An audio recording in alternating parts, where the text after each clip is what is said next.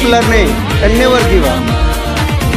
Hello guys, welcomes you back again to my YouTube channel edu BBA, जहाँ पर मैं BBA stream से related different subjects के कुछ ना कुछ टॉपिक्स या तो सब्जेक्ट्स के रिलेटेड कुछ ना कुछ टॉपिक्स अपलोड करता रहता हूँ।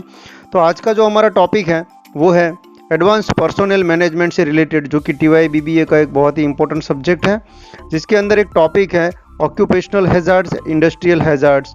तो आप ही में से किसी एक स्टूडेंट की रिक्वेस्ट के ऊपर मैं आज ये वीडियो बना रहा हूँ। तो चलिए देखते हैं कि ये ऑक्यूपेशनल हैजार्ड्स क्या है। Occupational hazards are also call as a occupational diseases and industrial health disorder, जहाँ पर कोई एक एम्प्लॉय या वर्कर जो है वो अच्छे से काम नहीं कर पाता है अपनी हेल्थ के चलते, और जो कि हेल्थ वहीं उसी ऑक्यूपेशन से रिलेटेड होता है जहाँ पर वो काम कर रहा है। They are those disorders caused by the exposure to the specific hazards at the workplace, जहाँ पर वो काम कर रहा है या तो जो इंडस्ट्रियल एरिया से वो रिलेटेड है, वही काम से रिलेटेड अगर कोई हेल्थ से परेशान है उनको हम कहते हैं ऑक्यूपेशनल या हेल्थ हैजार्ड्स।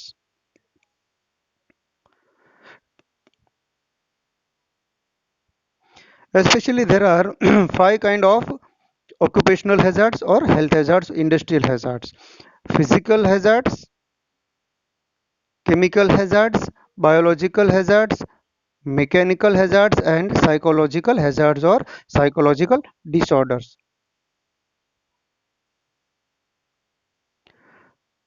फिजिकल एजेंट्स से रिलेटेड जो भी डिसीज है वो है इधर ये नॉइस की वजह से होता है, vibration, radiation, defective illumination, temperature, extreme और डस्ट। इनसे रिलेटेड जो है वो है फिजिकल हैजार्ड्स। दूसरा होता है बायोलॉजिकल हैजार्ड्स, जो अगर हम देखें तो वो वायरस की वजह से परेशान होता है, कोई बैक्टीरिया से रिलेटेड कोई ना कोई डिसीज हो जाता है, fungi, parasite, insects etcetera. Psychological hazard जो कि स्ट्रेस है, बोर्डम है, बर्नआउट।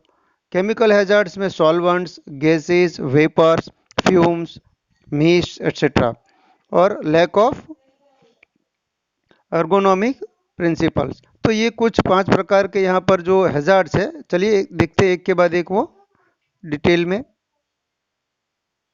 ये जो इंडस्ट्रियल हैजार्ड्स हैं, खास करके देखा जाए तो एम्प्लॉय को एक प्रकार का खतरा होता है अपनी हेल्थ से रिलेटेड। स्वास्थ्य अगर ठीक नहीं रहेगा तो वो अच्छे से काम नहीं कर सकता, इसीलिए कंपनी या तो इंडस्ट्री में जहाँ पर वो काम कर रहा है उनको बहुत ही अच्छे से ध्यान देना चाहिए, और हो सके उतना ही ये जो हैजार्ड्स है उसको कोशिश ये करनी चाहिए कि वो कम हो और उनको कम से कम ही इंटरेक्शन हो और कोई एम्प्लॉय की हेल्थ पे कम से कम असर करे। हीट एंड कोल्ड ये जो है फिजिकल हैजार्ड्स के अंदर, तो it is more common in the industry, where as the heat stagnation is the more major problem in like jute and cotton textile industries. In such environments are highly stressful. या तो light का भी problems हो सकता है, ये physical hazards में है।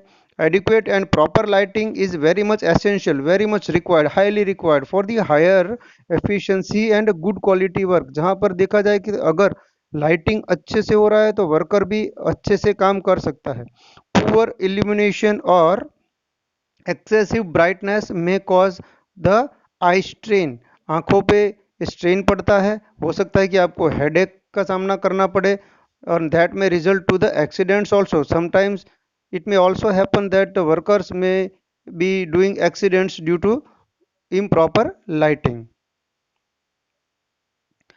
ये एक नॉइस है जो कि फिजिकल हैजार्ड्स में है। नॉइस बहुत ज़्यादा, अगर नॉइसी कोई एटमॉस्फेयर है, एनवायरनमेंट है आसपास का, तो भी आप अपने काम पे अच्छे से ध्यान नहीं दे सकते हैं। Too much of the noise inside and outside of the work place cause the disturbance, जैसा कि मैं कह रहा था डिस्टर्बेंस होता है उससे।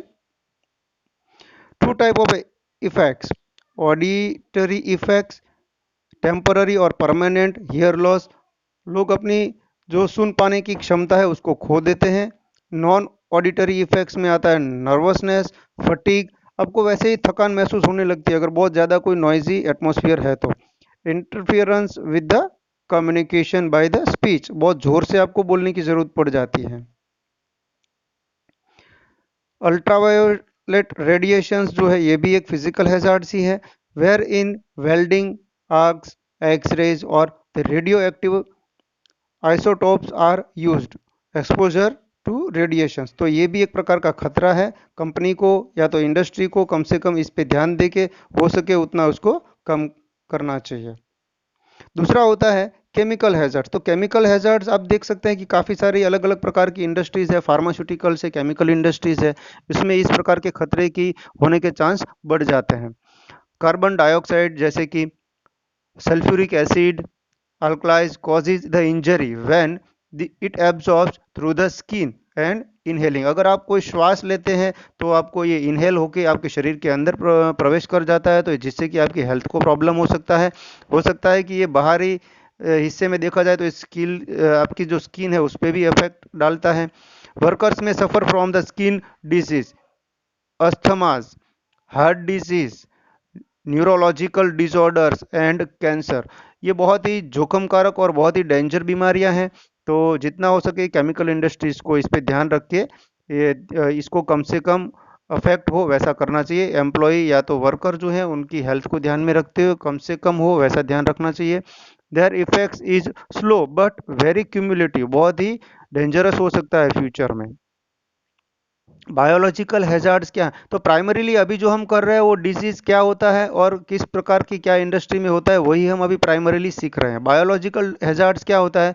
It may relate to the bacteria, fungi, viruses, insects, malnutrition, excessive drinking and job stress affect the employee health।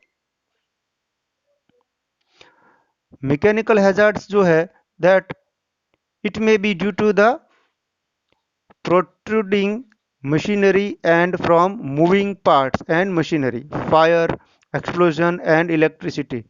It may cause an accident and due to that an employee can suffer from the health। And fifth is the psychological hazard। it is very much dangerous। it is related to the sensual organs, यानी कि आपके दिमागी हालत जो है वो disorder हो जाती है और साइकोलॉजिकल हैजर्ड्स बहुत ही खतरे रूप साबित हो सकता है किसी भी इंडस्ट्री के लिए। तो ये क्या होता है? This may arise from the lack of the job satisfaction. अगर कोई एम्प्लॉय अगर अपनी जॉब से सेटिस्फाइड नहीं है तो भी ये खतरा रहता है। इमोशनल टेंशन में आ जाता है, फ्रस्ट्रेशन हो जाता है, इनसिक्योरिटी फील करता है और पुअर ह्यूमन रिलेशनशिप्स। और उसके बाद है these factors undermine both physical as well as mental health of the workers। it may be due to the ability in harmony with the environment and the place of work।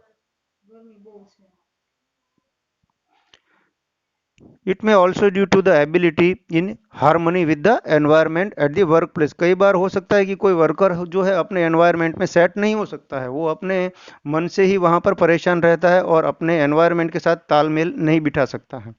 Psychological hazards are more important than physical और chemical hazard. जैसा मैं कह रहा था कि ये बहुत ही ज़्यादा खतरे रूप है किसी भी इंडस्ट्री के लिए। चलिए देखते हैं ऑक्यूपेशनल डिसीजेज क्या होता है।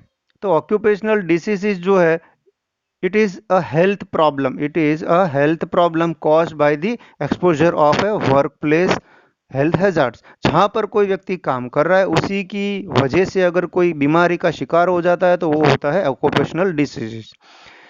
It is defined as the illness caused by the substance और conditions that the worker was brought into the contact with at the work place. याद रखिए ये वर्क प्लेस पे होने वाली बीमारी है।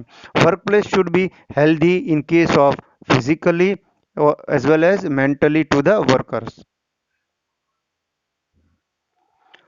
और ये डिफरेंट इंडस्ट्री के अंदर डिफरेंट तरीके से कहीं ना कहीं ये डिसीज हो सकते हैं। तो इनके मैंने जैसे कह रहा था कि कुछ ना कुछ एक्शंस लेने चाहिए। तो दो प्रकार से कोई भी इंडस्ट्री है उसको टैकल कर सकती है। एक तो होता है प्रिवेंटिव मेजर्स, दूसरा होता है क्यूरेटिव मेजर्स। देखते हैं एक के बाद एक वो कैसे करना है। तो अगर आप प्रिवेंटिव मेजर्स ले रहे हैं, प्रिवेंटिव मेजर्स, तो उसमें आपको क्या करना है? Pre employment and periodic medical examination करते रहना है हर एक एम्प्लॉय का। Removal of health hazards to the maximum possible. जहाँ तक इतनी कोशिश करनी है कि कोई भी हेल्थ हैजार्ड्स वाला कोई भी पार्ट है तो उसको हमेशा ही दूर करना है जितना जहाँ तक हो सके। Training of the first aid personal and education of the workers in the health and hygiene, वो कैसे अपनी तबीयत को अच्छी कर सकता है या तो अच्छी रख सकता है। मास्क की ज़रूरत है, वहाँ पर मास्क पहनना है, तो हाइजीन अपने खुद से कैसे रख सकता है उसकी उनको ट्रेनिंग देनी चाहिए प्रिवेंटिव मेजर्स के अंदर। Emergency treatment for the accident, जहाँ तक एक्सीडेंट्स होता है तो उनको इमरजेंसी ट्रीटमेंट मिल जानी चाहिए। और क्यूरेटिव मेजर्स में क्या कर सकते हैं, this aspects will begin once a worker suffers from ill health और डिजीजेज, जैसे कि कहीं ना कहीं वो छोटी मोटी बीमारी का शिकार हो जाता है तो तुरंत ही आपको उनकी सारवार चालू कर देनी चाहिए।